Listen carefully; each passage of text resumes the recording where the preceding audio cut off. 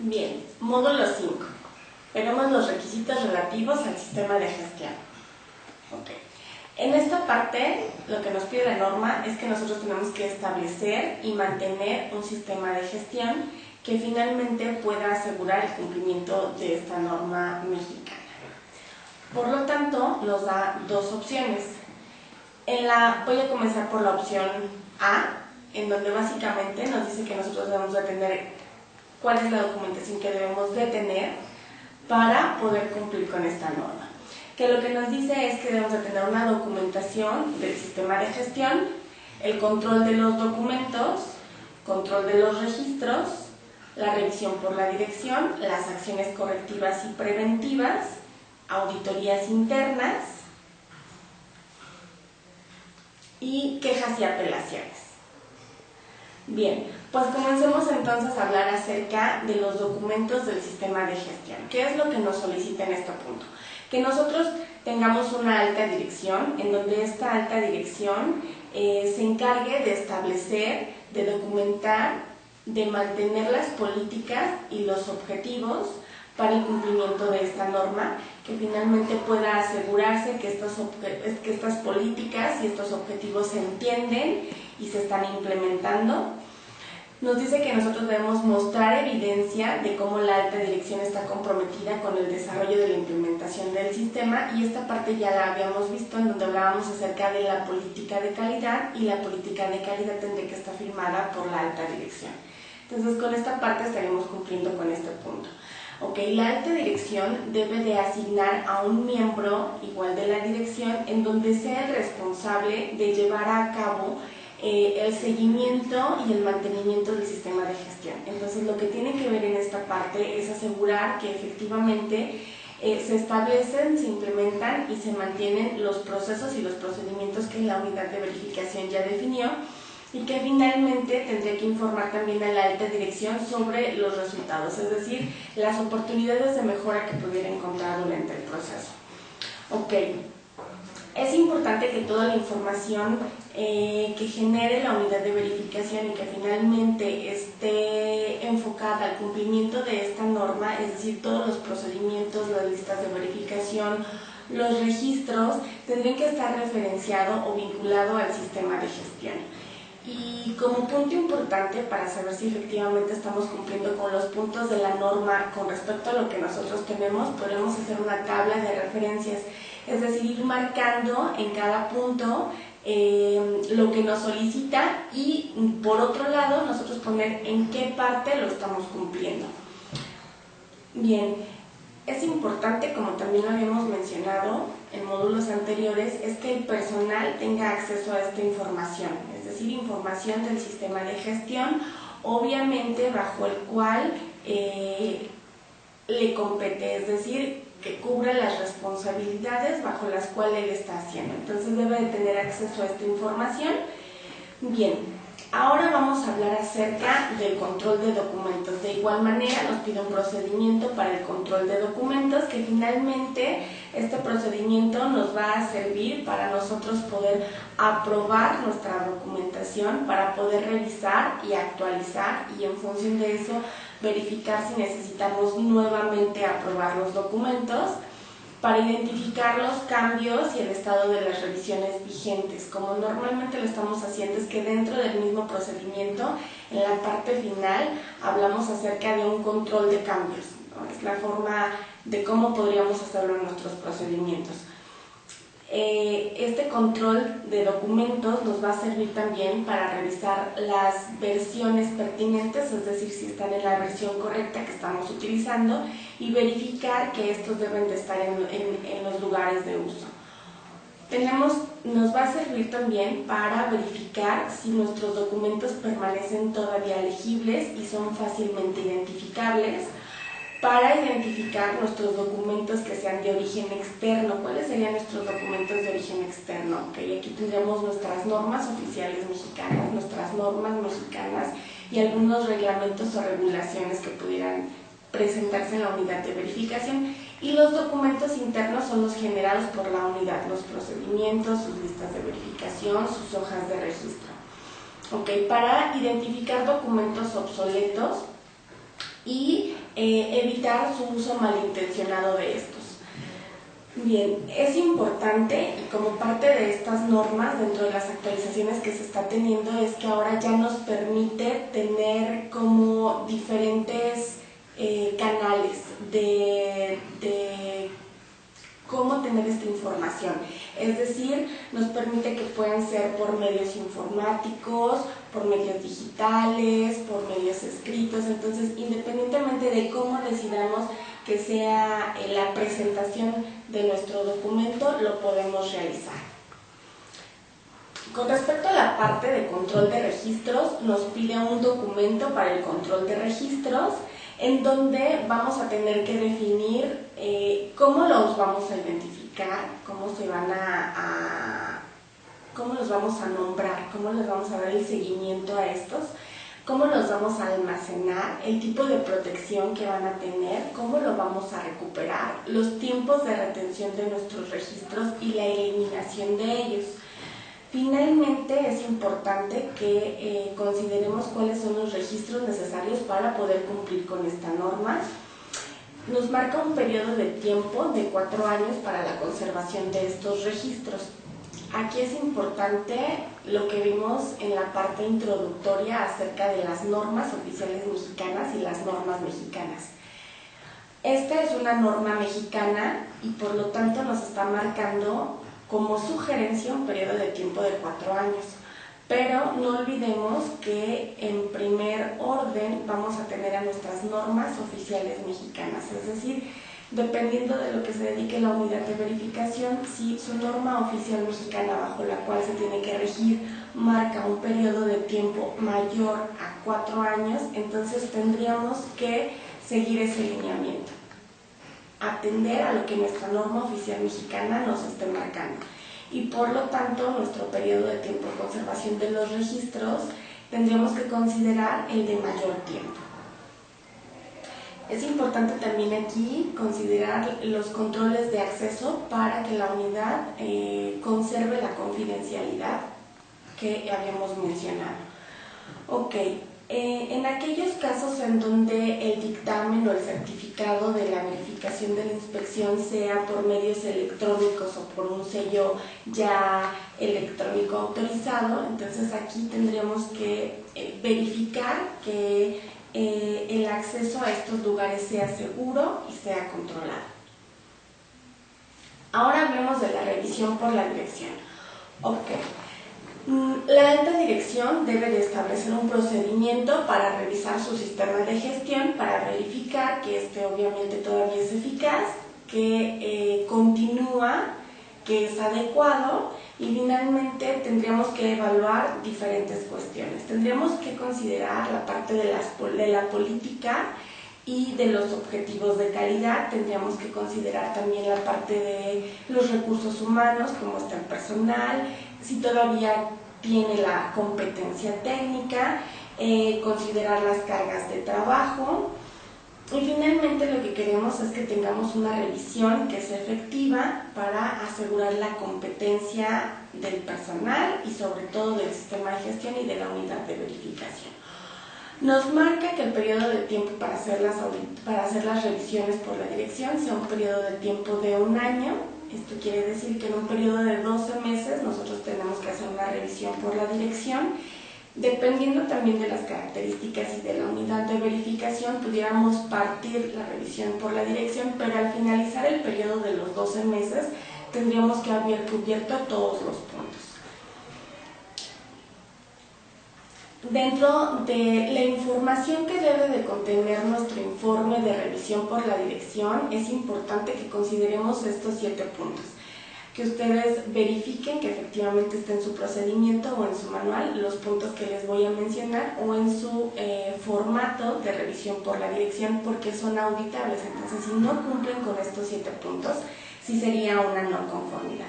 Que son los resultados de las auditorías internas y externas, la retroalimentación de los clientes o de las partes interesadas para el cumplimiento de la norma, el estado de las acciones correctivas y preventivas, los resultados de revisiones anteriores por la dirección, el cumplimiento de los objetivos, los cambios que podrían afectar al sistema por la dirección y las quejas y las apelaciones. Esto es lo que la norma maneja como los documentos de entrada, es decir, lo mínimo que nosotros tendríamos que considerar en el proceso de revisión por la dirección. Finalmente, esto nos va a llevar a una mejora en el sistema, nos va a llevar también a una mejora en cuestión de saber si estamos cumpliendo con la norma o no, y poder revisar cómo está nuestro sistema de gestión. Auditorías internas. Nos pide que nosotros tengamos un procedimiento documentado acerca de cómo vamos a realizar las auditorías internas, que estas auditorías internas finalmente nos van a servir para evaluar cómo tenemos implementado y si se mantiene de manera eficaz nuestro sistema de gestión de calidad. Entonces es importante que nosotros marquemos cuáles van a ser los procesos que vamos a auditar y en función a qué le vamos a dar prioridad. ¿Ok? Va a ser cuáles son los procesos que tienen mayor impacto sobre la unidad de verificación, cuáles podrían ser las áreas a auditar, y así obviamente esto nos va a llevar también a revisar cuáles fueron nuestras auditorías anteriores para poder darle prioridad a lo que tendríamos que auditar, a lo que tendríamos que darle como punto número 1 para poder auditar. De igual manera nos dice que nosotros tenemos que realizar auditorías periódicas, que estas auditorías también tienen que ser realizadas al menos una cada 12 meses, que tenemos que verificar en el dado caso que nosotros tengamos como sucursales matriz, que obviamente también estos puntos se estén entendiendo en todas las unidades y que podamos cumplir con estos puntos.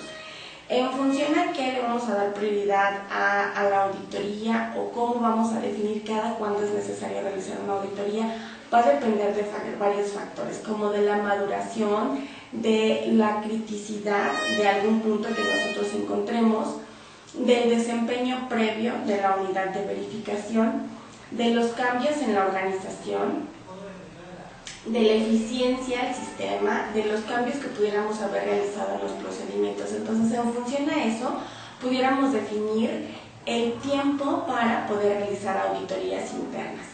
Ok. Nos marca la norma que podemos realizar auditorías internas por personal que pertenece a la organización o bien por personal externo a ella.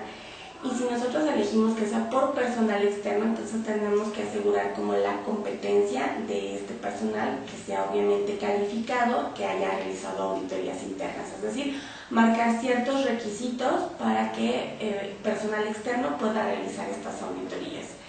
Ok, ¿qué es lo que necesitamos entonces para poder realizar una auditoría? Es decir, que necesitamos personal que tenga la calificación, que el personal no audite su propio trabajo, que informe sobre los resultados de las auditorías, cuáles serían las acciones resultantes de las auditorías internas, es decir, cuáles son las conclusiones que nosotros tenemos, y cualquier observación levantada durante la auditoría interna, pues que se maneje de manera oportuna y apropiada, es decir, que le demos el seguimiento.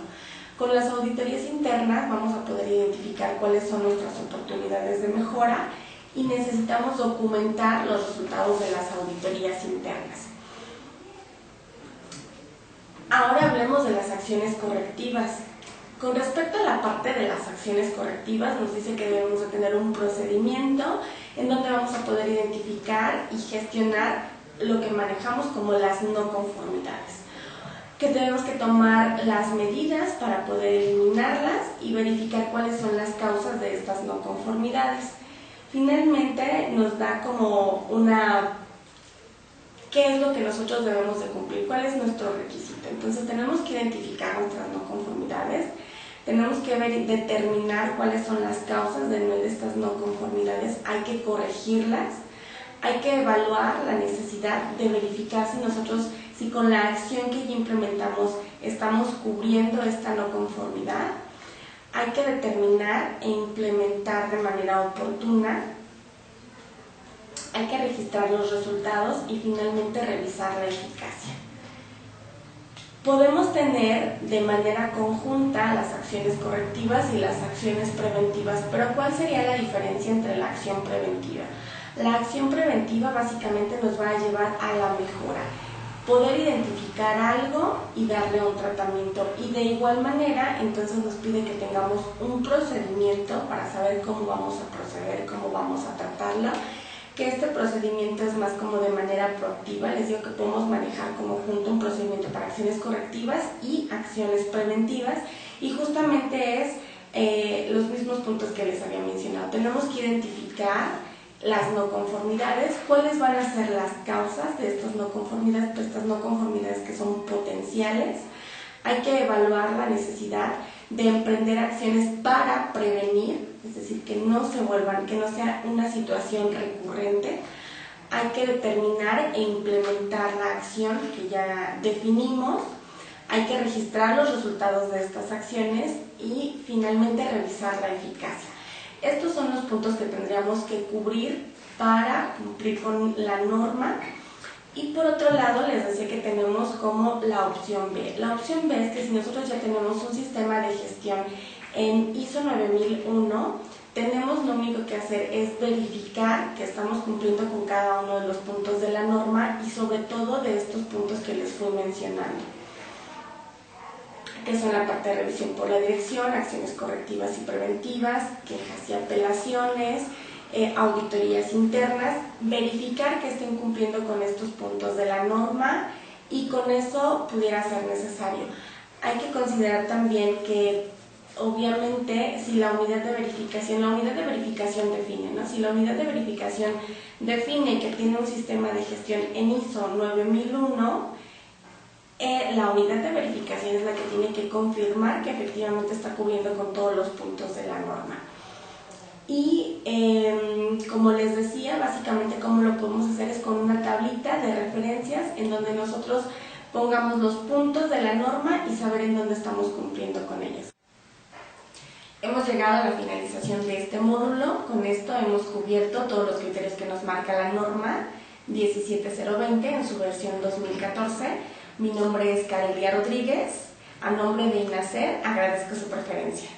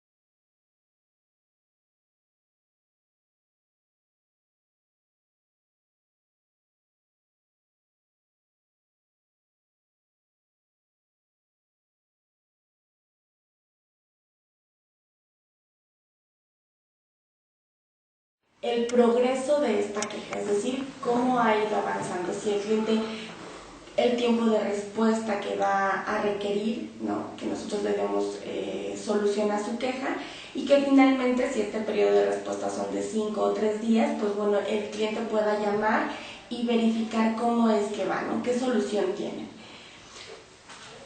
Cuando ya tenemos la respuesta, entonces pues bueno, debemos de reunirnos, ¿no?, las personas, se debe de reunir en la unidad de verificación las personas involucradas en la situación, y finalmente tomar la decisión de cuál es la decisión que se le va a comunicar al cliente, qué es lo que nosotros le vamos a comunicar al cliente. Y también, en la medida de lo posible, notificarle al cliente también el proceso de finalización de la queja, ¿no? Es decir, llamarle, si nosotros definimos la unidad de verificación, define que tiene un periodo de respuesta de 7 días hábiles para poder proporcionar una respuesta, y el cliente durante ese tiempo no le dio seguimiento, entonces la unidad de verificación tendría que definir si ella llama y le notifica al cliente cuál es la respuesta que obtuvieron, cuál es la conclusión, pero tendré que definirlo. Es importante que consideremos la Ley Federal de Metrología y Normalización, en donde, cuando habla acerca de las reclamaciones, nos dice que tenemos un periodo de 10 días para dar respuesta. Entonces, podríamos considerarlo también dentro de nuestra unidad para saber cuál es el tiempo que nosotros tenemos marcado como ley para emitir una respuesta acerca de una reclamación. Con esto finalizaríamos el cuarto módulo. Les agradezco por su atención.